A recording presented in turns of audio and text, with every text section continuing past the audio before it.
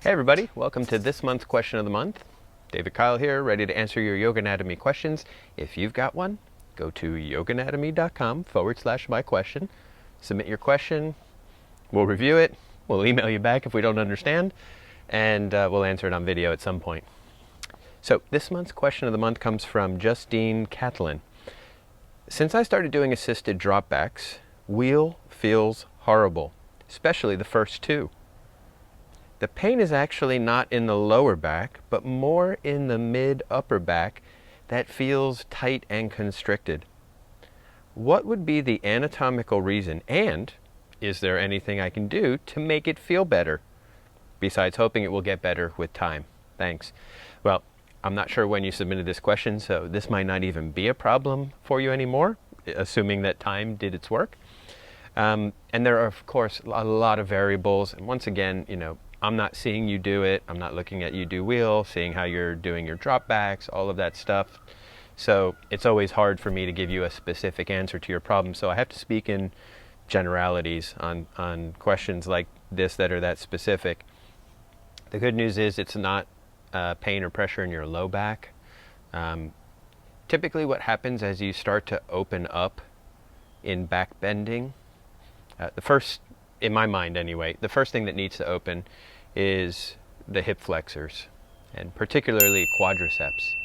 That's typically what blocks most people. That keeps compression in the low back. So it sounds like you've gotten past that stage, as I see it, because what happens after you get past that is the pressure from doing wheel moves more into the mid-upper back area because it's not getting stuck in the low back area anymore. So the other possibility, so in that sense, we could say this is a good thing. Developmentally, within that posture, you're moving in the right direction. Better that it's moving in the mid to upper low back than being in the low back. It could also be that you're overdoing the back bends. Like you're trying to compress.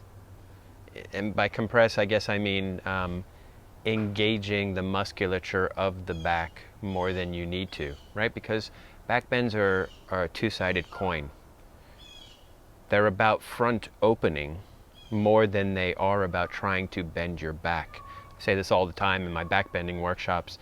We call it back bending, but the name of the posture in Sanskrit is either Chakrasana or Urdhva Dhanurasana, neither of which say back bending. They say upward facing bow or wheel. So we have a tendency, because we want to deepen our back bends, to engage more musculature than we need to on the back of the body, rather than spending the time opening the front of the body. And of course we do need to use muscles in the back. I'm not saying don't use them at all, but it's typically not as much as we think.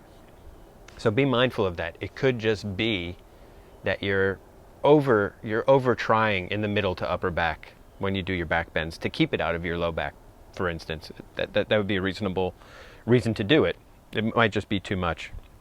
So that's my sense. Probably musculature. It could also be when you're dropping back and you're new to dropping back and you're doing it assisted. That could be where you're over tightening musculature to try to get your hands closer to your feet when you land or something like that. So that's what my gut and my intuition are telling me, that you're trying a little too hard with the musculature on the back body at some point, somewhere within your process of drop backs or wheel. I hope that helps. Anybody else, you got a question? Once again, yogaanatomy.com/my question.